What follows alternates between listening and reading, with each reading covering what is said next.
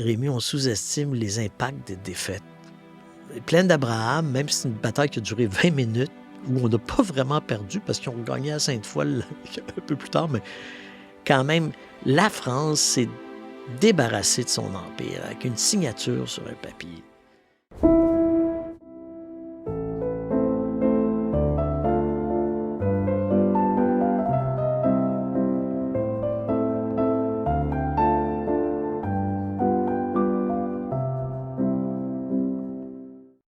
Bonjour à tous. Un mot pour remercier ceux qui nous soutiennent financièrement. C'est grâce à vous que le projet fonctionne, qu'on peut continuer d'aller de l'avant, d'approcher des gens et de se projeter à long terme dans ce projet-là. Si vous voulez nous soutenir justement, vous pouvez vous abonner de façon totalement gratuite au projet, mais vous pouvez aussi vous abonner sur Patreon, également sur YouTube. Il y a 2 options qui s'offrent à vous. Patreon, le lien est dans la description.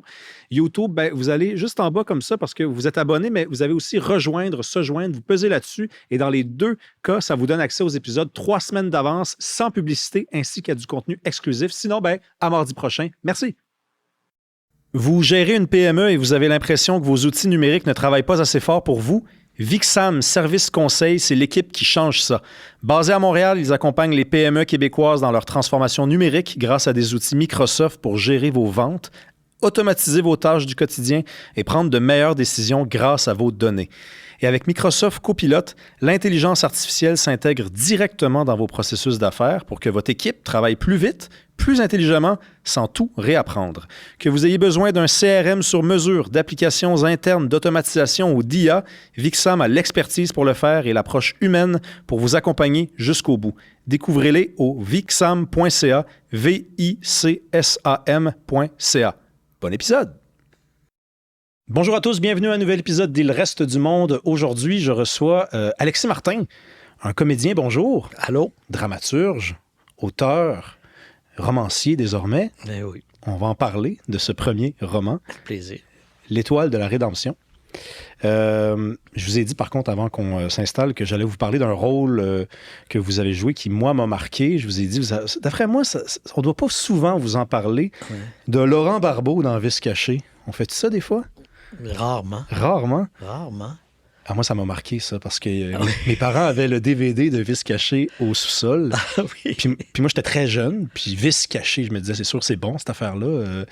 Puis Laurent Barbeau, que vous jouez dans cette série-là, c'est un genre d'animateur de radio, style Ron Fournier, Exact. mais plus méchant, un peu. Ouais. C'est ça? Oh oui.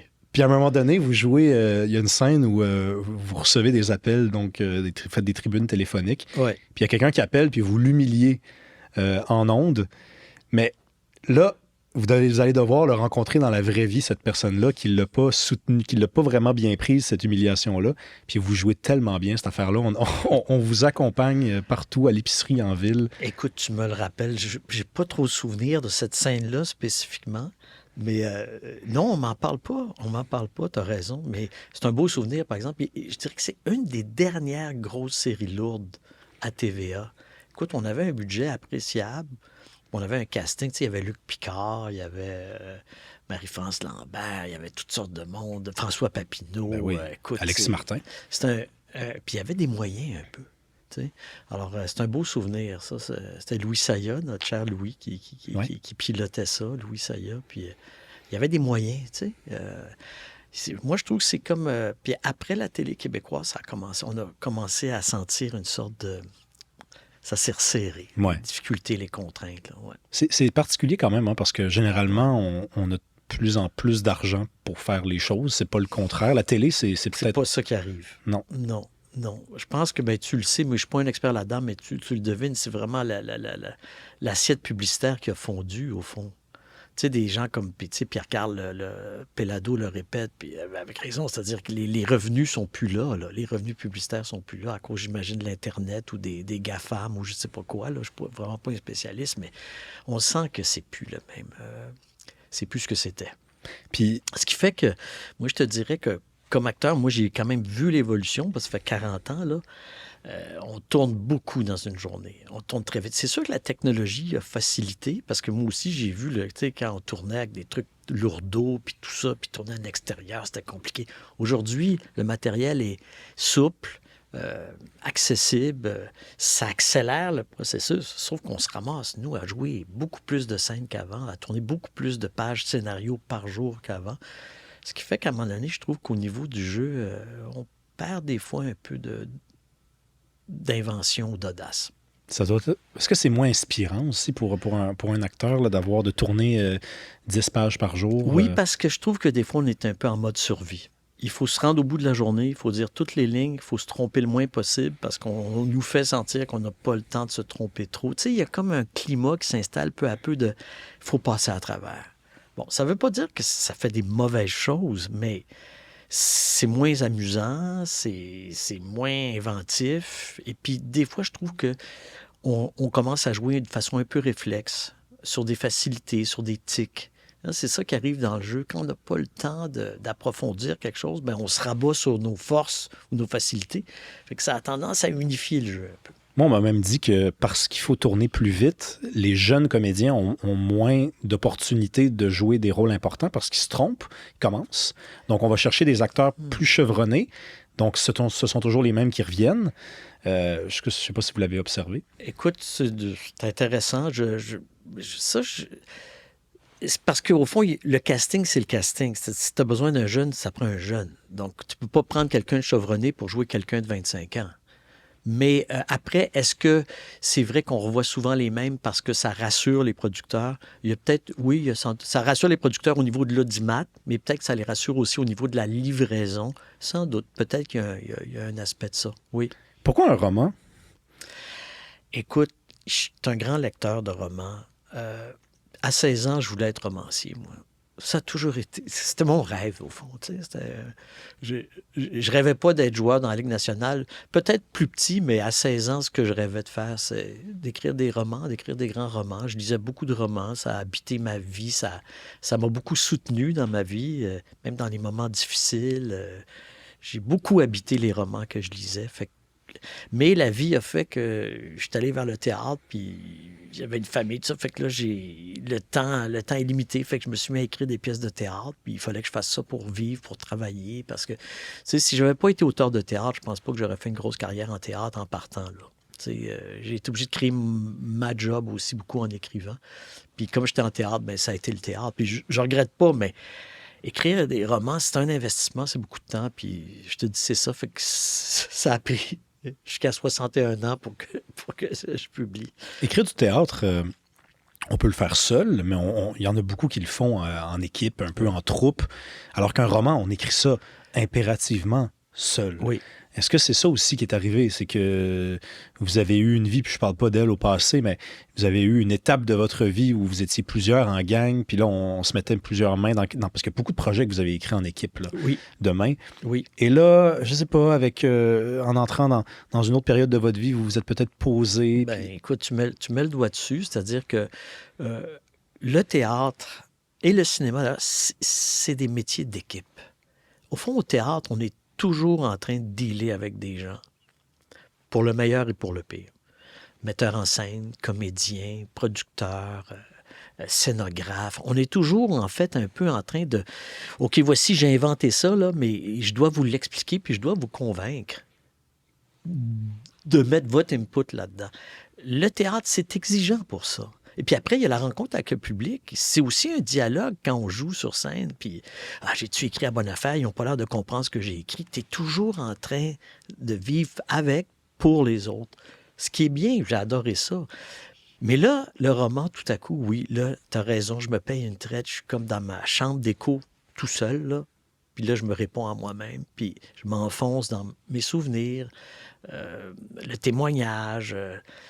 et là, tout à coup, j'ai ce sentier-là à tracer moi-même, puis je suis moins à répondre aux attentes des autres. Oui, puis le théâtre, ça se réécrit. Hein? On fait une représentation, puis on voit que ça ne rit pas pantoute là où ça devait écrire. Ben oui. Ça devait rire, on retourne à la maison, on réécrit un roman. Quand on envoie la dernière version, c'est terminé. Là. Voilà, ça t'appartient plus. Qu'est-ce que ça coûte au corps d'écrire un roman par rapport au théâtre? C'est une très bonne question. Mais tu sais, le théâtre, c'est quand même un métier très physique. Moi, je dis toujours, au théâtre, on écrit pour des poumons. Tu sais, c'est très concret, au fond. quand j'écris, je pense aux poumons, aux miens, puis à ceux des gens qui vont partager la scène avec moi dans la pièce que j'ai écrite. Donc, on écrit pour des poumons. Le théâtre, le roman, dans mon cas, là, d'abord, ça a pris beaucoup plus de temps. Et c'est comme une plongée dans une mémoire plus longue, dans un temps plus long. Et là, ça peut être bouleversant, que ça va avoir l'air un peu curieux, un peu ésotérique, mais il y a des moments où on arrive dans des zones où on réveille des souvenirs, où on réveille des choses et ça devient bouleversant. Et il faut arrêter d'écrire des fois, aller marcher dehors. Pourtant, c'est un papier puis un crayon, il n'y a rien de plus neutre ou moins agressant que ça, mais tout à coup, tu réveilles des choses et ça peut être très bouleversant. Ouais. Je vais vous envoyer une fleur. Alors, le roman, je l'ai lu et j'étais dubitatif au début. J'avais même pas tourné encore une page parce que, Alexis Martin a écrit un roman. Là, je me suis dit, bon, OK, peut-être. Tu sais, j'ai quand même pensé une seule seconde que voici le trip d'un monsieur qui a écrit toutes sortes d'affaires, qui a fait des rôles spectaculaires dont moi je me rappelle étant ado. Et là, il s'essaye au roman. Ça pourrait être mauvais. Ben oui. Et en plus, ces temps-ci, ça n'a rien à voir avec vous, mais j'ai beaucoup de difficultés à entrer dans les romans parce que je trouve, mon cerveau, malheureusement, a peut-être besoin d'une correction, mais je trouve que les auteurs de romans, des fois, prennent un temps fou à installer les affaires, puis je suis un gars de ma génération, là, j'ai besoin d'être happé. Et ce roman-là happe très rapidement. Ah ben. D'ailleurs, le personnage principal, et je ne veux pas trop en dire, j'encourage quand même les gens à le lire, le personnage principal va commettre une bourde, une erreur, que d'ailleurs j'ai lu dans certaines critiques, certains disaient c'est comme de l'auto-sabotage un peu. Moi, je ne le vois pas de même. Non. Je vois ça comme une erreur, et tout le monde peut en commettre des erreurs, et à partir de cette erreur-là, là, vraiment, il y a toute une histoire qui lui arrive au personnage. Cette erreur-là, j'ai trouvé c'était très bien écrit. La façon de nous faire réaliser que tout le monde peut la commettre, finalement. Ouais. Tout le monde peut tomber là.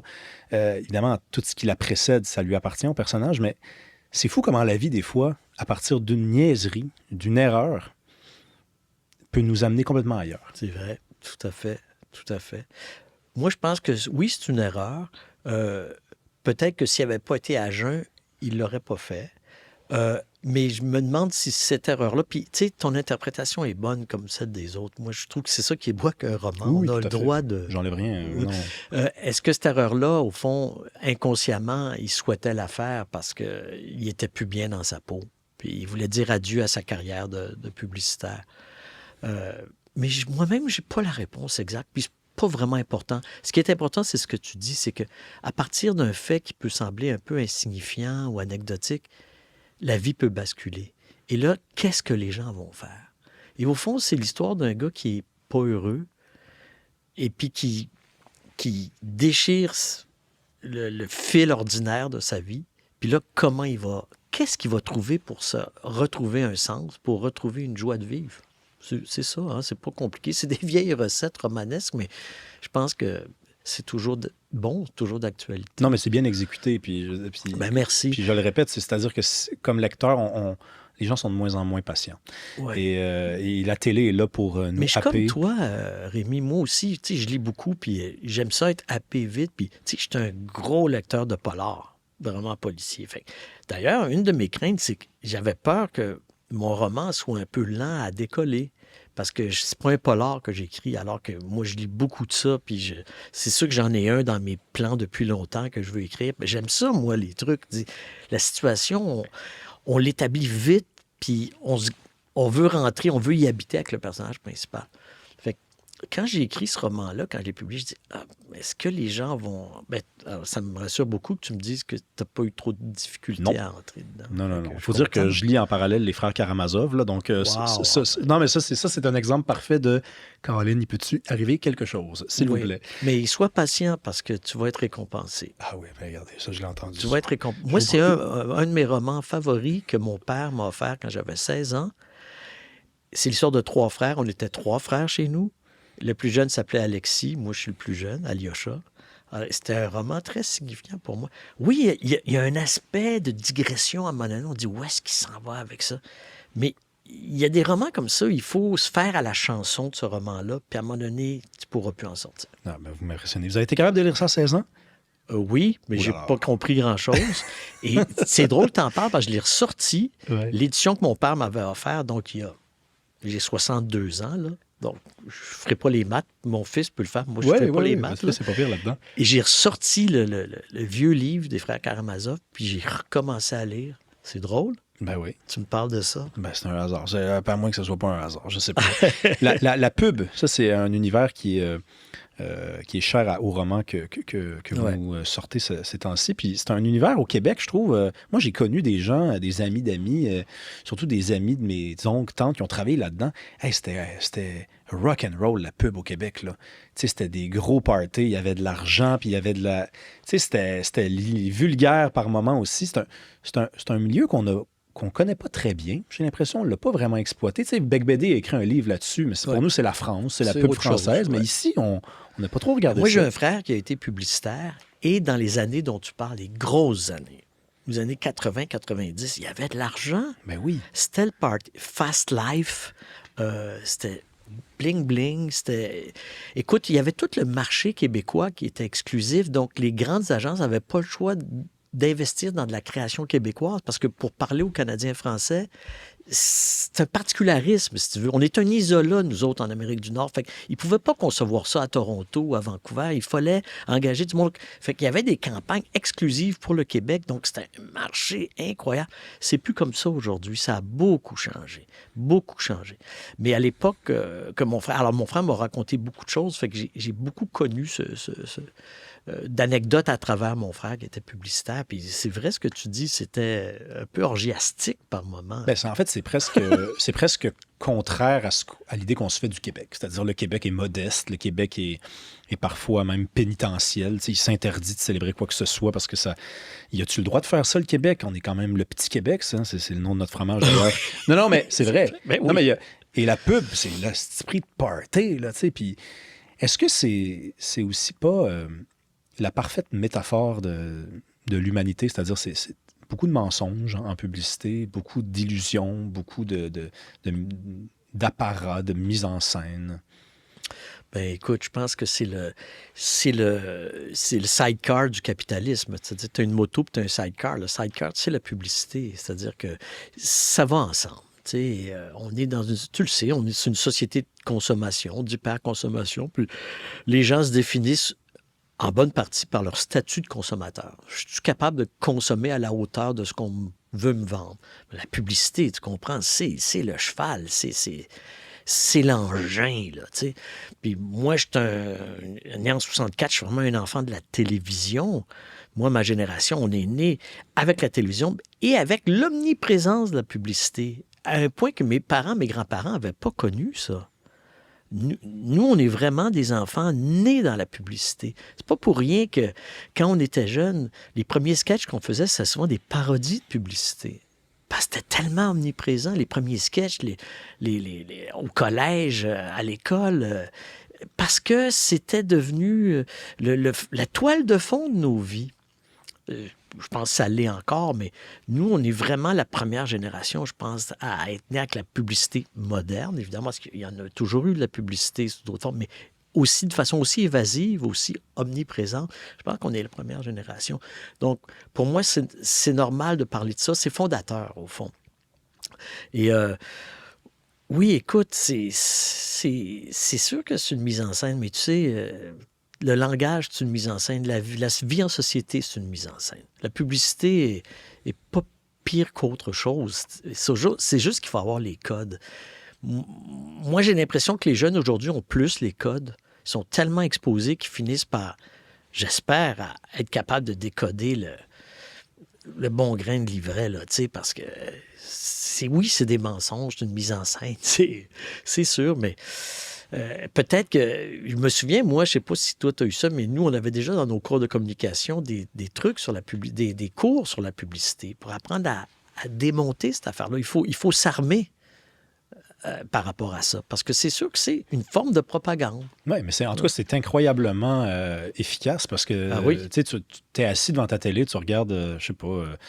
le hockey, puis il y a une pub de Coke ou de Ford F-150 qui passe, puis tu te dis, hey, moi, j'ai jamais acheté un Ford F-150 parce que ça roule dans le gravier devant moi. Ben, je pense qu'ils en vendent grâce à ces pubs-là parce que Mais ça c'est existe sûr. encore. Non, mais c'est C'est simple sûr. quand même. C'est très simple. On te met le camion, il roule, puis ça va Mais dans tu ta sais tête. aussi, c'est le désir de l'homme, c'est le désir de l'autre. Alors, si tu vois un beau gars, une belle fille qui roule en décapotable, tu te dis, moi aussi, je vais être heureux comme eux autres. Si ça prend, ce que ça prend, c'est d'acheter ce char-là, ben, je vais l'acheter.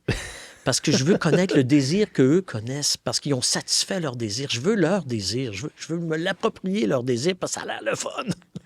Hey, je me suis toujours demandé comment vous faites pour travailler un personnage.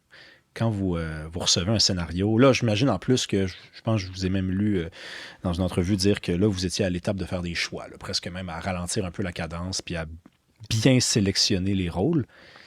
Quand vous avez accepté un rôle puis que là, vous recevez les scénarios, comment vous faites pour... parce que c'est juste des mots, là. C'est des mots sur une page blanche, puis tout le reste, c'est vous là, qui l'inventez.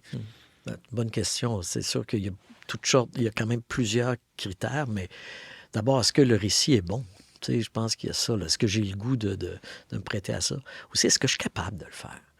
Des fois, il y a des gens qui m'ont posé des choses, puis je disais, physiquement, je peux pas, là.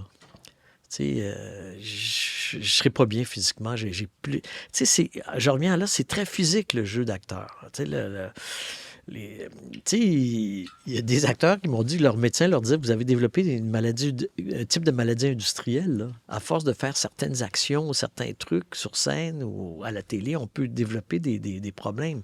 Physiquement, c'est assez exigeant. Donc, est-ce que physiquement, je suis capable de le faire?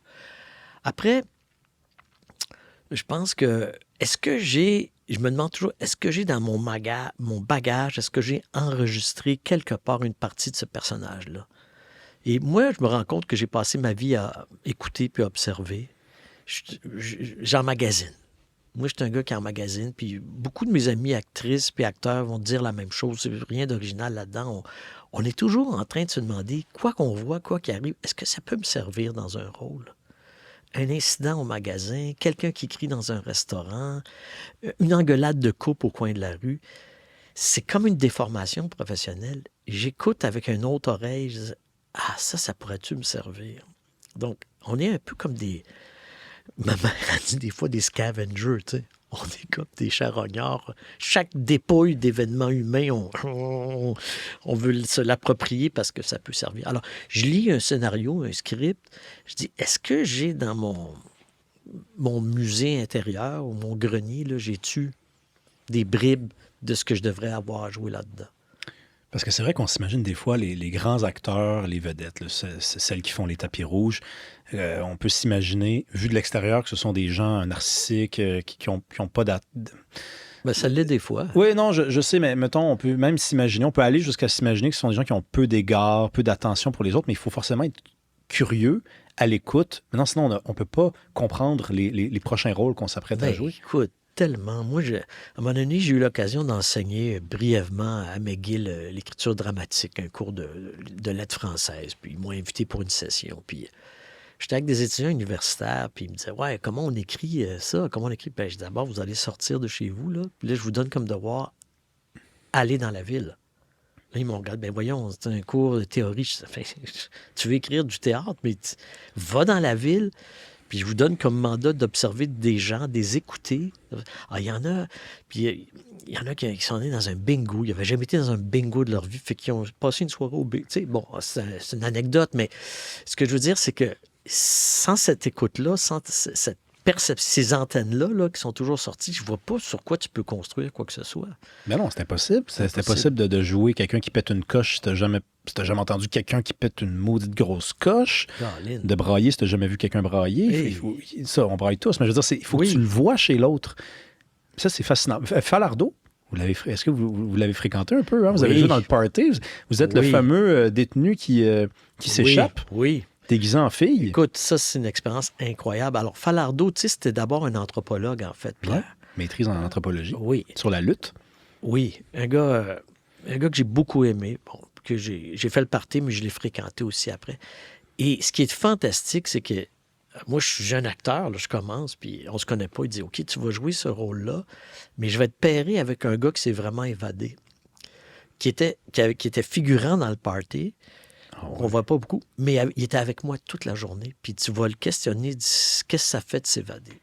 Fait que j'ai passé comme, je sais pas, 15 jours avec ce gars-là, un ex-détenu qui avait fait 3 tentatives d'évasion, qui s'est fait rattraper à chaque fois, qui s'est fait cogner solide.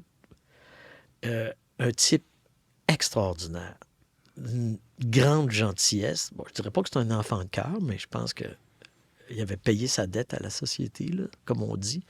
Et il dit, OK, là, à ce moment-là, Alex, là, moi, en tout cas, j'avais vraiment, mon problème, c'était de ne pas pisser dans mes culottes. Ah oui, il dit, oui, physiquement, je me concentrais pour pas pisser. Fait que là, il me donnait tous ces indices-là qui m'ont permis, moi, de construire organiquement de l'intérieur. Puis quand tu te mets dans l'état organique, tu sais, le corps humain, c'est bien fait, il envoie les signaux au cerveau. Là, la panique te gagne parce que tu penses à ça, j'ai envie de pisser, il ne faut pas que je pisse, il ne faut pas qu'il voie l'urine quand je passe tel contrôle. Puis là, la panique monte, puis tu finis par te... Mais c'était une rencontre extraordinaire. Pierre Falardeau, brillant, il dit, je vais le mettre avec ce gars-là qui a vécu ça. Sinon, je pense que je n'aurais pas été capable de jouer ça. J'étais un petit cul de 25 ans qui n'avait jamais été en prison, évidemment. Et malheureusement, ce gars-là, il s'est tué. Il s'est enlevé la vie. Finalement, il avait réintégré la vie civile. Et puis, Pierre m'a dit qu'il n'était pas capable de vivre en dehors de la... Curieusement, le gars qui a tenté de s'évader 3 fois n'était pas capable vraiment de vivre en dehors de la prison. Mais tu vois, ça, c'est des rencontres, là, ça vaut de l'or. C'est magique. Il était comment, Falardeau? Un gars brillant. Très drôle, avec beaucoup d'humour. En même temps, un aspect un peu forcené, c'est-à-dire que quand tu commences un argument avec lui, ça grimpe vite. Je sais que moi, j'avais eu des discussions sur la Palestine à l'époque ou sur les fédéralistes. Et là, il pouvait devenir, comme il disait, ballistique en anglais. Oui. Je dis, Pierre, c'est correct, on discute, mais il est passionné, mais... Alors, il était pris d'une sorte... C'était un militant, c'est un gars entier, habité d'une certaine rage de justice, je dirais. La justice comme lui la voit, mais entier. Et c'est quelqu'un... J'aurais toujours une dette envers lui parce que c'est lui...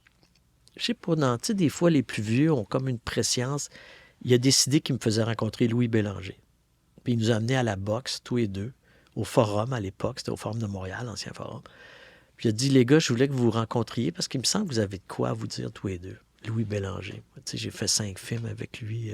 C'est devenu un grand, grand ami. Pierre, il avait vu ça. Dont Mauvaise Herbe, hein? Mauvaise Herbe, oui. Pierre, il avait vu ça. Je lui dois une fière chandelle.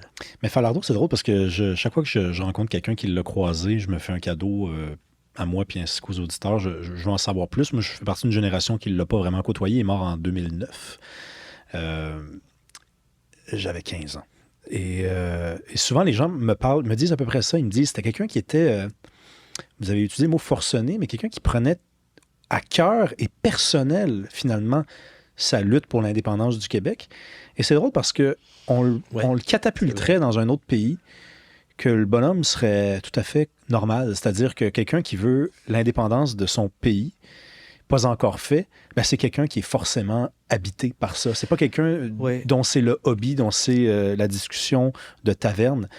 C'était quelqu'un qui prenait ça personnel, puis qui comprenait pas pourquoi aussi peu de Québécois ne le prenaient pas personnel. Moi, je vais t'expliquer pourquoi. Moi, je sais pourquoi. Puis j'ai eu ces discussions-là avec lui. Ceci dit, ce que tu dis est juste. Mais là, au Québec, au Canada, on est dans cette espèce de schizoïdie un peu, là. Quand Pierre Falardeau parlait des Québécois fédéralistes, il n'en parlait pas comme des adversaires politiques, il en parlait comme des ennemis. Et c'est là que les Québécois, réagissaient, disaient, ben là, il va trop loin. Et c'est pour ça qu'il était si contesté. Il dit, il va trop loin. Il dit, Chrétien, c'est pas un traître. Claude Ryan, c'est pas un traître. C'est des gens qui n'ont pas ta vision du Canada.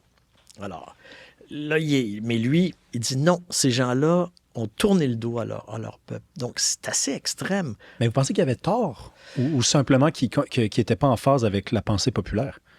Moi, je n'aurais pas utilisé ces mots-là. Je lui ai dit, je trouve que traître, ça va trop loin. J'ai été honnête, je suis honnête avec toi. Ben oui. Moi, je suis souverainiste, je m'en suis jamais caché. Mais je peux concevoir que des gens pensent que le Canada, c'est un beau deal pour les Canadiens français. Moi, je le crois pas. Je pense que c'était vraiment un mauvais deal. Mais je peux croire que des gens y croient sincèrement. Après, il y a eu des malversations, c'est certain, en 95, en 80, ça aussi. C'est sûr que je partageais son indignation envers certains ténors fédéralistes, mais le mot traite, là, c'est quelque chose. Lourd. C'est lourd. C'est lourd, ça ne réconcilie pas. Mais je pense pas sûr que c'était ça. Lui, c'était un dynamiteur. J'avais l'impression que c'était quelqu'un qui est arrivé à un moment particulier dans l'histoire. D'ailleurs, il est parti, c'est con, mais juste avant que le politiquement correct devienne assez ambiant. Moi, des fois, je m'amuse à m'imaginer qu'est-ce que ça aurait donné Falardeau aujourd'hui. Je sais pas, là. Est-ce qu'il aurait été cancel? Je pense que il était déjà un peu à Radio-Canada. C'est vrai. Je pense qu'il était déjà pas invité partout. Et puis, oui, je pense que ça aurait été difficile, malheureusement, parce que c'est bien ce que tu dis, dynamiteur. Oui, au fond, c'est quelqu'un qui disait, OK, je vais y aller à coup de marteau, puis on verra. Au moins, on va ouvrir la discussion. Au moins, on va... Ça, c'est tout à son honneur quand même. C'est courageux quand même. C'est un gars courageux. C'est un gars qui n'avait pas froid aux yeux. Ouais. Il faut voir, des fois, j'imagine la route comme une sorte de carrière. C'est plein de roches, puis on ne voit pas vraiment clair. C'est sûr que pour avancer, ça ne prend pas des dynamiteurs parce qu'à chaque fois qu'il fait sauter quelque chose, il y en a qui perdent des membres, puis on ne voit plus clair. Mais il faut faire péter les roches à un moment donné parce qu'on ne dépasse pas un certain cap. Écoute, ces gens-là sont très importants. Oui, ils sont importants, c'est vrai. Puis en même temps, ce qui est important pour moi, c'est la tolérance. C'est-à-dire que c'est la valeur clé là, qui malheureusement... Moi, j'aimerais ça être un dynamiteur pour la tolérance. Qu'est-ce que c'est cette valeur-là? C'est la capacité d'écoute de l'autre, la capacité d'écouter l'autre en pensant qu'il a peut-être raison. Et ça, je trouve qu'on est en train de perdre ça. Hein, c'est Gadamer qui dit ça. Il dit, au fond, la vraie entente, la vraie écoute, c'est que je m'assois avec quelqu'un avec qui je ne suis pas d'accord, mais je suis capable de l'écouter en pensant qu'il a peut-être raison. Ça a l'air simple, dit de même, mais c'est pas simple du tout à faire. Cette entente-là, cette compréhension-là est très, très difficile, puis je la vois pas, je la vois de moins en moins. Ça m'inquiète. Qu'est-ce qui s'est passé, d'après vous? Je pense que l'insécurité économique joue beaucoup. Je pense qu'à partir du moment où les êtres humains sont inquiets de payer leur loyer ou de garder leur job ou de bien habiller ou nourrir, faire éduquer ou soigner leurs enfants, et là, je pense qu'il y a une grande instabilité économique. Les gens ont pas la tranquillité d'esprit par rapport à ça. Et je pense que c'est ça qui exacerbe. Moi, je trouve que les vraies révolutions sont toujours économiques, en fait. Au-delà des combats d'identité, ça reste est-ce que je peux me faire soigner? Est-ce que je peux élever mes enfants? Est-ce que je peux me nourrir puis payer mon loyer? À partir de ça, quand tu touches à ces choses-là, il y a un effet de boule de neige, là. Et là, il y a toutes sortes je trouve, d'exacerbation, de déformation du débat, de faux débats qui naissent de... Puis ça, je pense que ça contribue beaucoup à l'inflation verbale puis à la violence. C'est drôle, on n'entend pas souvent cette explication-là. Quand je questionne des gens qui ont eux aussi remarqué que le discours public est comme de plus en plus polarisé, on nous sort plus des arguments identitaires, clash démographique, on a des populations qui se modifient, donc forcément, il y a des frictions nouvelles, mais on oublie effectivement les enjeux économiques. C'était même à se demander s'il n'y en a pas qui en profitent pendant ce temps-là, finalement, pour continuer de faire des gains, pour continuer de s'enrichir. Mais tu parles. C'est sûr que moi, je trouve que toutes les guerres culturelles qu'on connaît, qui sont importantes, où il y a toutes sortes de revendications souvent légitimes, tout ça, mais le capital, lui, il se frotte les mains. Bouffez-vous le nez entre vous autres, on s'en fout. Nous, on va faire les produits qui suivent. Là. On va vendre nos produits. Là. Je pense que la lutte des classes, ça existe encore. Je pense qu'il y a des riches, puis il y a des pas riches, puis il y a des gens qui monopolisent la richesse. Puis la plus-value que le système capitaliste produit, elle est pas bien redistribuée. Et là, on est dans une phase un peu critique. Puis tout le monde le dit, les chiffres sont là. Je veux dire, il y a un accroissement des écarts stupéfiant. Vous êtes un amoureux de l'histoire du Québec, hein, vous? Oui. On a ça, on a plus que Vice caché en commun. On a ça aussi. Vous avez, il y a au moins 2 pièces, le Wild West Show, l'Empire du Castor, ça c'est... Qu'on vient de faire. Oui, c'est ça fait pas longtemps, ça. Cet amour-là, pour l'histoire du Québec, il est né comment? Écoute, moi, je tripe sur l'histoire. J'ai toujours trippé sur l'histoire. Moi, mon père, c'était un journaliste qui s'intéressait aussi beaucoup à l'histoire. Il avait même beaucoup lu sur l'histoire du Québec. Il y avait beaucoup de livres d'histoire chez nous. Peut-être si je n'avais pas été en théâtre, peut-être j'aurais été en histoire. Ça m'a toujours passionné, même petit. J'ai toujours lu beaucoup de livres d'histoire. Je ne sais pas pourquoi. J'ai l'impression qu'il y a un aspect aussi théâtral dans l'histoire. C'est quand même des gens costumés autrement. C'est c'est comme des personnages en partant, au fond. Et puis ça m'a toujours attiré. C'est l'idée de se transporter ailleurs, au fond, de s'évader. Je pense que... Et puis, je me lasse pas. En fait, je lis beaucoup plus de livres d'histoire que de n'importe quel autre livre. Romans, poésie, théâtre confondus. Je pense que la plupart des livres que je lis, c'est des livres d'histoire. Y a-t-il une figure historique au Québec qui est incontournable pour vous dans votre façon? Ben, Papineau. Papineau, C'est une figure exceptionnelle, extraordinaire. Je me désole qu'il n'y ait pas eu un grand film encore qui a été fait. Malgré l'exil? Bien, malgré l'exil. Ce qui est fascinant, c'est qu'il arrivait dans la première moitié du 19e siècle avec des idées extrêmement progressistes au niveau de la démocratie. C'était vraiment très progressiste. C'est pour ça que l'Église, l'anathème total, tu sais. Après l'exil, ben, je pense qu'il n'y a pas eu trop le choix de ça. Mais je trouve que c'est un personnage, un orateur extraordinaire. Je trouve que c'est un type qui offrait une sorte de nationalisme très ouvert, je trouve. J'admire beaucoup la figure de Papineau. Et puis, ben, il y en a d'autres figures. Écoute... Déjà, Papineau, je trouve que ça en dit long sur déjà ce que vous disiez de Falardeau, parce que Falardeau, probablement, à choisir, il aurait pris Delorimier. Oui, ben, il l'a fait. Il l'a fait d'ailleurs, il l'a concrètement fait. Oui. Non, mais c'est vrai, mais Papineau, je ne sais pas ce que pensait Falardeau de Papineau. Je ne sais pas on n'a pas parlé de Papineau. Probablement que pour lui, c'était quand même aussi, à la fin de la journée, quelqu'un qui s'était enfui, alors qu'il y en avait d'autres qui étaient morts sur l'échafaud. Il parlait même de devenir un État américain. Oui, alors ça, c'est sûr. Il pensait... ça a peut-être inspiré. Ben, écoute, je pense que c'est quand même un personnage fascinant, puis il y a toujours des angles morts dans tous les personnages historiques, là, mais je trouve qu'au niveau des idées sociales, c'est un gars très en avance sur son temps. Oui. J'ai reçu Biz ici il y a quelques mois. Puis Biz, c'est un amoureux de la Nouvelle-France. Donc, c'est oui. avant les rébellions des Patriotes. Mais il m'a dit un truc qui m'a marqué. Il me l'a même répété à la radio tout récemment. Il dit on aime les perdants sympathiques. Tu sais, les personnages qui crient pas trop fort, qui sont les meilleurs. Tu sais, il dit je comprends toujours pas, là, 400 ans plus tard, pourquoi d'Iberville n'est pas enseigné partout. Écoute, j'ai eu droit au même discours quand il est venu voir l'Empire du Castor. Mais nous, c'est l'histoire de la Compagnie de la Baie du Thon. Fait qu'on dit, OK, on ne peut pas raconter les 350 ans. Fait qu'on a pris la période où il y avait Sir George Simpson, un Écossais qui a été 37 ans gouverneur. On a dit, ça va être notre fil rouge. Jean-Marc, puis moi, c'est dit, ça va être ces 37 années-là. Tu sais. Il est venu voir le show qu'il a bien aimé à Québec. Mais pourquoi tu parles pas de l'époque où les Français gagnaient des batailles puis plantaient les Anglais? Je dis, j'aurais bien aimé, j'adore cette période-là, j'adore d'Iberville, mais là, ça aurait été trop long. Mais je comprends sa remarque, mais je trouve qu'il n'a pas tort. Je pense qu'on a un rapport un peu blessé à notre histoire. On a un rapport un peu névrosé, un rapport un peu tordu. Oui, il n'y a pas tort dans ce sens-là. Tu sais, même René Lévesque, que j'admire tant, il y avait un côté, à un moment donné, victime, à la fin. Le gars qui est défait.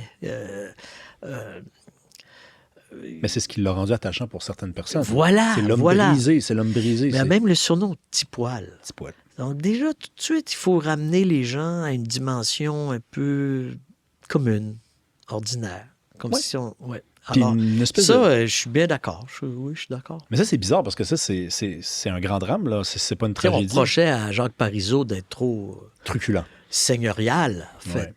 Mais pourquoi lui reprocher ça? Il y avait de la stature, il y avait, tu sais... 3 pièces, le scotch. Voilà, tu Ben ouais, sais... la London School. PhD London School, écoute, Ah tu oui. sais... Mais là, ça faisait peur aux gens. Ouais.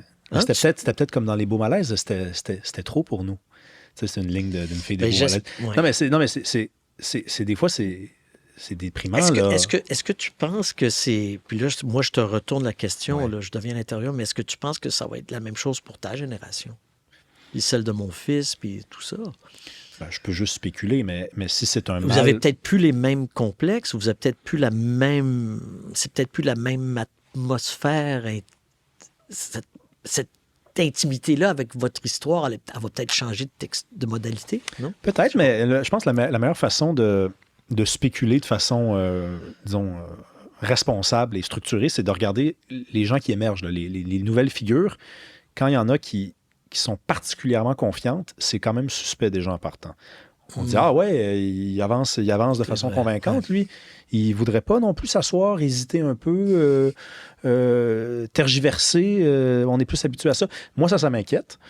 Toi, tu le sens toi-même Ouais, chez je les le gens de sens. ton âge. Ben, mettons, si on prend juste le mouvement souverainiste, tu sais, un gars comme Plamondon, tu sais, des fois, le fait qu'il soit têtu et teigneux et obstiné, pour certaines personnes, c'est suspect. Ça voudrait dire qu'il ne consulte pas. Ça voudrait dire qu'il n'est pas à l'écoute, qu'il est obstiné. Il est peut-être juste convaincu. Ouais. Et ça, c'est un problème, parce que si on est un indépendantiste puis que ça nous fait peur, c'est parce qu'on n'a toujours pas compris comment gagner. Là. J'ai jamais... Tu sais, c'est Washington qui disait « Je mourrai président ou sur l'échafaud ». Il n'y avait comme pas deux options. Tu sais, il faut quand même s'inspirer de ceux qui l'ont obtenu, leur indépendance, là, des fois, là, pour voir que ça prend pas des hésitants puis des hésiteux. Là. Ouais. Mais tu sais, Washington, c'est une personnalité complexe en même temps. Là, c'est pas un enfant de cœur non plus. Là. Tant mieux, Colin. J'espère que les Français y ont goûté, puis les Autochtones aussi. Là, c'est tout un personnage. C'est évident. Non, c'est évident. Mais c'est sûr que... oui, c'est... Mais écoute, moi, je sais pas, je suis plutôt optimiste. J'ai l'impression que ta génération, celle de mon fils, ils n'auront plus ces mêmes complexes-là. J'ai l'impression. Peut-être que je me trompe. Hein, non, mais je n'ai pas dit que j'étais pessimiste, mais je pense que c'est sur quoi vous vous appuyez pour dire ça. Il y a une ouverture sur le monde aussi. Je regarde mon fils, puis ses chums, puis les gars comme les filles, ça voyage, puis ils n'ont pas peur de rencontrer du monde de partout, puis je suis plutôt optimiste dans ce sens-là. Mais sur le fond, je suis d'accord avec toi, puis je suis d'accord avec Biz. Je trouve qu'on a un rapport très bizarre avec notre histoire, incompréhensible des fois. Puis c'est vrai qu'il y a des héros de la Nouvelle-France aussi. Il y avait des gens incroyables, des explorateurs incroyables, des aventuriers, des chefs militaires, des stratèges, bien sûr, ben oui, bien sûr. Ben oui, non, mais des femmes aussi, de l'incarnation, une espèce mais déchaînée. On sous-estime, Rémi, les impacts des défaites. Plaine d'Abraham, même si c'est une bataille qui a duré 20 minutes, où on n'a pas vraiment perdu parce qu'ils ont gagné à Sainte-Foy un peu plus tard, mais quand même, la France s'est débarrassée de son empire avec une signature sur un papier. Mais, la noblesse et le haut clergé sont tournés en Europe et ont un peu abandonné les gens. Et là, ça laisse des traces dans la conscience et l'inconscient d'un peuple. Alors, il ne faut pas s'étonner de ça non plus. Non, je m'en étonne pas du tout. Je m'en désole parce que j'ai un amour profond pour les gens d'ici. Je les trouve meilleurs que ce qu'ils pensent qu'ils sont. Oui. Puis je leur invente pas des qualités. Je les ai constatées, je les ai vus partout. Je me suis promené. C'est un peuple admirable. C'est juste qu'il faut quand même se rappeler que si c'est pas nous qui nous racontons nos belles histoires, c'est pas les autres qui vont le faire à notre place. C'est ce que Hubert Aquin disait. Il dit qu'il faut arrêter de se valider à travers les yeux des autres. Ouais. Hein? C'est ça la fatigue culturelle du Canada français. Là. Il faut arrêter de se valider à travers les yeux des autres. Il y a une série à laquelle vous avez collaboré dans les dernières années qui a fait beaucoup de bien. Je l'ai senti. Moi, j'ai vu des gens de tous les âges regarder ça puis dire enfin, ça fait du bien. Il me semble qu'on s'empêche. Les mecs, Ouais. ça a fait du bien aux gens. Est-ce que vous êtes promené, vous êtes allé faire votre épicerie, vous êtes allé Ouais. prendre un petit verre, je sais pas, au bar. Il y a des gens qui sont peut-être venir vous voir. Bien sûr. Vous dire, wow, ça fait du bien, on peut encore se faire des blagues, même rire un peu des woke, là. Oui, non, écoute, les gens, ça a été une série très appréciée, puis je me suis fait accoster beaucoup sur la rue, partout, au restaurant, dans les marchés. Les gens ont beaucoup aimé ça, puis ont pris ça pour ce que c'est une comédie. Ben oui. C'est une comédie où, tu sais, puis c'était un peu étrange parce qu'au début, les gens disaient, pourquoi un truc sur les hommes encore? Je dis, oui, mais regardez, les hommes qui sont là, franchement, ils ont de l'autodérision est là, tu sais, c'est ça qui est intéressant, c'est qu'il y a de l'humour, ils se prennent pas pour le sommet du monde, ou bien au contraire, puis non, écoute, c'était très agréable à faire, puis je pense que c'était bien écrit, puis efficace, puis drôle, puis les gens étaient contents. Est-ce que vous aviez peur depuis quelques années, je sais pas, politiquement correct, puis art, puis culture, ça peut pas faire bon ménage? Est-ce que vous aviez peur de ne plus voir une série comme ça survenir, puis de ne plus voir des textes irrévérencieux, puis moqueurs survenir? Écoute, à chaque génération, la tonalité change. Tu sais, il y a des choses qu'on peut plus... Il y a des farces qu'on peut plus faire aujourd'hui qu'on faisait avant, mais souvent pour de bonnes raisons.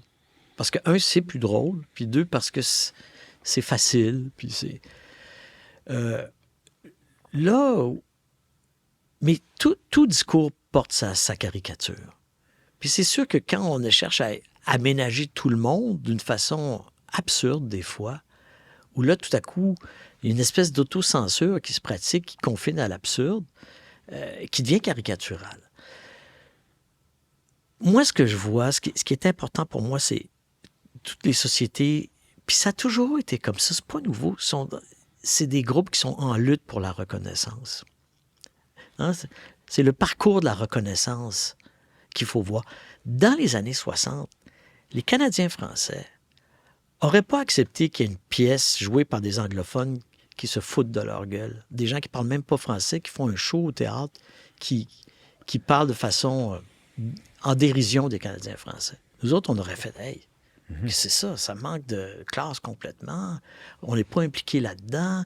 Vous vous foutez de notre gueule, vous ne parlez même pas notre langue. » Bien, c'est comme si le groupe disait « On n'est pas reconnu. » Donc, il y a une lutte pour la reconnaissance. C'est normal. Aujourd'hui, c'est d'autres groupes qui se manifestent parce qu'ils veulent être reconnus à part entière. Évidemment, reconnaissance, il y a 3 types de reconnaissance. Il y a une reconnaissance qui est, juridique, mais ça, c'est dans le cadre de la loi. Là. Tout le monde. Là. Il y a la reconnaissance, l'amour à travers la famille. Mais ça, tu as la chance d'être dans une famille qui a de l'allure ou qui n'a pas d'allure. Ça, je ne peux pas rien faire. Puis il y a une reconnaissance sociale. C'est de dire, bien, je suis peut-être éboueur, mais je suis aussi respectable qu'un médecin. Bien, c'est la même chose pour les ethnies, pour le sexe, pour tout ça. Et cette lutte pour la reconnaissance, elle est normale, elle a toujours existé, c'est propre à notre... Mais après, il ne faut pas tomber dans la caricature de ça. Ouais. C'est ça. Non, ça mais vous avez comme... c'est des sujets complexes, compliqués. Puis je pense qu'il y a des débordements facilement, mais il faut les signaler. Puis, on le sait, nous, on demande des subventions. Là. On l'a vu changer les formulaires au Conseil des arts. Là, dit, qu'est-ce que vous faites pour telle cause? Comment incluez-vous telle personne? Bien, on s'explique. Bien, dit, oui, c'est vrai, on est sensible à ça, mais quand on écrit une pièce de théâtre sur tel sujet, je ne vois pas pourquoi on modifierait notre projet artistique. Là, puis est-ce que ça satisfait les gens qui demandent des subventions? Nous, on est subventionnés, puis on n'a pas été punis parce qu'on ne remplit pas toujours tous les critères demandés, puis on s'explique. Mais il y a quand même c'est sûr qu'il y a eu des débordements. Il n'y a pas un problème quand même... Puis je ne veux pas vous mettre dans la merde. Là. Non, ouais, vas-y. Non, c'est juste que il me semble qu'un créateur, un artiste, n'a pas à se faire dire tu vas devoir me mettre du monde de ce profil-là là-dedans, sinon, ben, on te le dit pas clairement que tu n'auras pas la subvention, mais en tout cas, tu ne seras peut-être pas le premier sur la liste. Tu perds des non, mais points. c'est parce que ça n'a pas de bon sens. Là, je suis d'accord avec toi, c'est-à-dire dans le sens que moi, je suis contre toute forme de censure. Le problème, La particularité, c'est que c'est de l'argent public. Donc, c'est des gens qui ont été élus, qui représentent la population, qui donnent des fonds publics. Fait que moi, je veux bien revendiquer comme artiste d'être libre, mais en même temps, je demande de l'argent Je comprends. public. Alors, c'est sûr que je suis pogné. Tu sais, ça pourrait être... Si c'était des conservateurs de Allô vraiment conservatrices qui étaient à Ottawa, puis ils pourraient nous dire, vous parlez pas d'avortement dans votre show, là. Ça va arriver, ça. L'ingénierie sociale, là, avec l'argent public, ça peut arriver de tous les côtés. Ouais. C'est pas juste un problème woke, là. Ça peut être un problème d'ultra-conservateur. Comme aux États-Unis, s'il y a des subventions aux artistes qui ont été coupées dans des musées, dans tout organisme, parce que position, tout le rapport à l'avortement là-bas, c'est comme une bombe, là. Tu comprends ce que je veux dire? Oui. C'est-à-dire que moi, l'ingénierie sociale avec l'argent public, ça m'emmerde, mais c'est moi qui n'ai pas assez fort et assez important pour dire « Hey, on va s'autofinancer, achetez-moi un billet, venez voir mon show. » Pas capable de faire ça. Qu'est-ce que vous répondez à quelqu'un qui, puis je suis sûr que vous l'avez déjà entendu, là. Je ne sais pas si vous êtes sur les réseaux sociaux, là. Vous l'avez lu alors si vous y êtes, mais les artistes, ils ne peuvent pas faire leurs affaires sans subvention. Prenons le théâtre. Ça serait-tu possible? Non. Non? Non. Est-ce que c'est parce que les gens ne vont pas vous voir? Non, parce que le marché est trop petit. Et alors là, moi, je vais à cette personne, je lui retourne la question. Qu'est-ce qui n'est pas subventionné au Canada? Hostie. Qu'est-ce qui n'est pas subventionné? Tout est subventionné. Les emplois industriels, toute l'industrie est subventionnée. C'est épouvantable. L'argent public qui va au secteur privé. Les routes que je paye pour leurs camions, l'eau qu'on purifie pour leurs usines, les emplois subventionnés, les tarifs d'électricité à rabais, c'est partout. Le Canada est un pays subventionné. Alors, je trouve que de reprocher aux artistes de prendre même pas 2 % du budget, je trouve que c'est fort de café. Tu sais, peut-être on est rendu à 1,5 % du budget de la province pour la culture et le sport. Puis on va nous dire, vous êtes des fat cats engraissés avec nos impôts. Non, c'est pas assez fort. La démonstration n'est pas assez forte. Là. Mais il y en a qui disent, non, mais je vous suis. Puis en plus, moi, le jour où j'ai compris que l'industrie pétrolière était subventionnée, puis qu'il y avait beaucoup de gens plus à droite qui disaient, hey, les artistes, on va arrêter de subventionner, j'étais comme, ben là. Ben là, oui, c'est ça. Je sais pas, là. Si tout le monde est subventionné, je pense que c'est plus une question de goût, là. Ouais. Mais y a-tu quand même un enjeu? Moi, c'est sûr que les Cowboys fringants, ils ont été subventionnés au départ, puis il y a probablement qu'ils l'ont été jusqu'à la fin de leur dernière tournée, mais des fois, il y a des artistes qui naissent puis qui vivent parce qu'on les célèbre et on les écoute et on a besoin d'eux. Puis je vois beaucoup de... Ça vient de moi, là, ça vient pas des autres. Je vois d'autres artistes vivre de subventions, puis je me dis, ben si au début, c'est ça le deal, puis un jour, ils peuvent décoller, tant mieux, mais des fois, ça décolle pas. Puis, est-ce que vous voyez un peu ce que je veux dire? Oui, je comprends. Oh, ouais. Il faut pas non plus mettre l'art sur le respirateur artificiel. Ouais. Mais je te dis, écoute, il y a beaucoup de choses là-dedans, mais je te dis, concrètement, là, tu sais, j'en ai fait des jurys là, sur le CALC, puis le CAC, là, tu sais, les conseils qui distribuent Conseil des arts, des subventions. lettres, là, tout ça. Il y a quand même beaucoup de demandes. Peut-être trop, mais il y en a très peu qui sont subventionnés. C'est un processus, là, c'est comme aller aux Jeux olympiques, là. Fait que, c'est pas comme s'il y avait un robinet d'ouvert puis les piastres de vos impôts, là, tu sais, pas du tout. Tu sais, je pense que si on parle du Québec, là, toutes les petites cultures, les petits pays, ils sont obligés de subventionner. Sinon, il n'y a pas de poids. Dans le système capitaliste, il n'y a pas de marché suffisant pour avoir un théâtre national, un cinéma national, une TV nationale. Alors, qu'est-ce que tu veux? C'est un peu indépassable. Puis, tu sais, la Chine, l'Inde puis les Américains n'ont pas ce problème-là. Il y a tellement de capitaux en circulation, il y a tellement de consommateurs. Tu sais, je regarde les prix des billets de théâtre à New York, je veux dire, qui à Montréal peut payer 150$ pour aller voir un show? Tu sais, même ce type de consommation-là, je veux dire, on n'a pas assez de monde pour payer ça, pour faire vivre des théâtres privés comme ça. Fait qu'on peut juste vendre des billets à un certain montant parce que sinon, les gens ne suivent plus. Mais en vendant ce montant-là, il faut quand même chauffer le théâtre. Ben ça oui. coûte le même prix qu'aux États-Unis. Non. Puis l'éclairer. Puis... Alors, je ne veux pas rentrer trop dans... Il y a des gens plus compétents que moi pour te faire le portrait économique de ça, mais il ne faut pas être simpliste. C'est compliqué. Moi, C'est puis je pense compliqué. qu'il faut mesurer aussi ce qu'on perdrait. Voilà. Parce qu'il y en a des fois qui... je pense que c'est pas parce qu'ils sont bêtes ou parce qu'ils sont méchants, mais ils veulent peut-être assainir les finances publiques, puis ils se disent, bon, on pourrait couper là, puis ça ferait du bien. Mais il faut quand même, à chaque fois qu'on dit ça... Tu ne gagnerais pas grand-chose. Non, mais il faudrait mesurer... Oui, non seulement ça.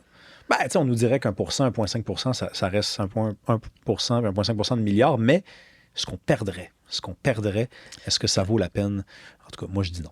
Ben, en tout cas, surtout si tu es souverainiste et puis si tu perds toutes les voix Non, d'artistes. Puis, tu sais, je perds le fil, mais ça va me revenir. Il y a un artiste, je veux savoir, non, y a-t-il un artiste vivant qui n'est pas très connu et qui, pour vous, est sublime? Ça peut être un comédien, un écrivain, ça peut être n'importe quoi. Puis il peut être un peu connu, mais méconnu un peu. Oh! C'est une belle question, ça. J'aimerais ça bien y répondre. Parce que c'est important de poser des questions comme ça, justement. Parce qu'il n'y a pas juste les gens... La célébrité, ça a pris trop de place, des fois. On accole qualité et célébrité, mais attends, non. Tu sais, McDonald's est célèbre, mais tu mangerais ça tous les jours, tu ne serais pas content. Non, hein? non. Puis il y a des gens aussi qui se fait bon d'aimer, c'est-à-dire on dit ça, c'est un grand artiste, mais on ne l'a pas... On le connaît pas tant que ça. Ouais, c'est ça. C'est bon chic, bon genre. Là. Ouais. Il y a tellement des bons acteurs au Québec, là, des actrices extraordinaires qui sont pas très connus. Mais tu vois, il y en a un qui me vient en tête, qui est un type que j'aime beaucoup, qui est un peu connu, mais qui n'a jamais eu, je trouve, assez sa lumière, c'est Stéphane Jacques. Je sais pas si tu le connais. Oui. C'est un acteur extraordinaire. Puis je me sais, quand on faisait des films, Louis et moi, on essayait toujours de lui trouver un petit rôle ou quelque chose. Il y a plein de figures comme ça qui sont pas très connues, mais qui sont... tu le sais, sur une scène, il se passe quelque chose. Pourquoi c'est qu'une sincérité, quelque chose d'entier, de fin, puis en même temps d'humble, l'humilité de ces gens-là fait des grands artistes. Puis...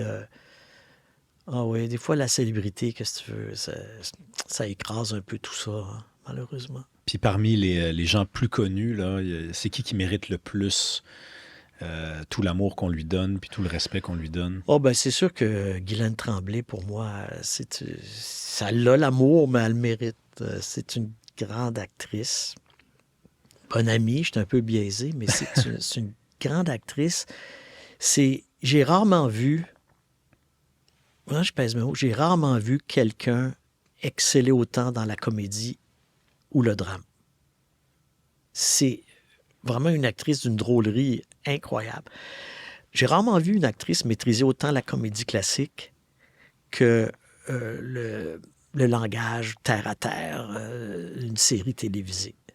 C'est une actrice de répertoire, Guylaine, aussi, là. Elle a une technique incroyable. Mais là, tu sais, je m'étends à Guylaine. Les gens la connaissent, puis les gens l'adorent. Non, mais c'est pour ça que j'ai posé la question comme ça. Oui, hein, c'est ça. J'ai dit, il y en a qui méritent tout l'amour qu'ils ont. Puis, tu sais, Ouais. Guylaine, il y a quelque chose dans sa voix, je trouve. Moi, c'est une voix très, très, très québécoise. Là. On entend à la coiffeuse, on entend... Une voix basse. Ouais. Alors, à un moment donné, je me suis dit, on était en France tous les deux. On était dans le sud de la France. Et puis, elle faisait des réservations de train pour nous autres. Puis, alors, très bien, monsieur, je révise donc.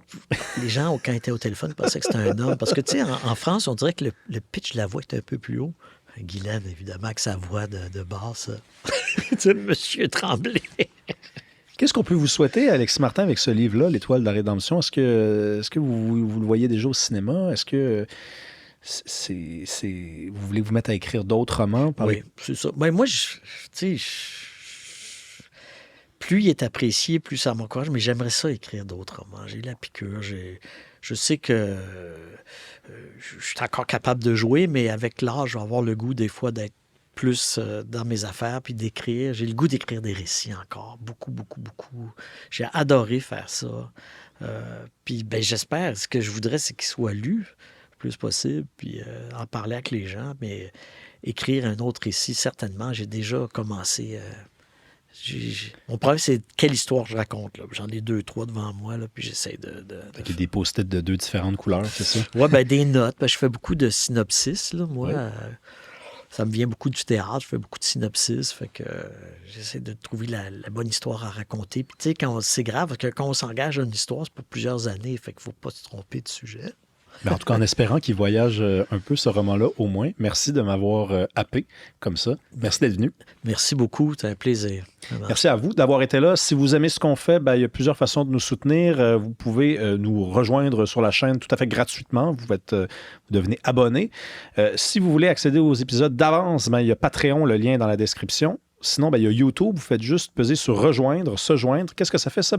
Vous allez, en échange d'une somme modique, accéder aux épisodes 3 semaines d'avance, à du contenu exclusif pendant 3 mois, ainsi que vous aurez la possibilité d'assister à des enregistrements en studio. On va recommencer à faire ça très prochainement, à mardi prochain.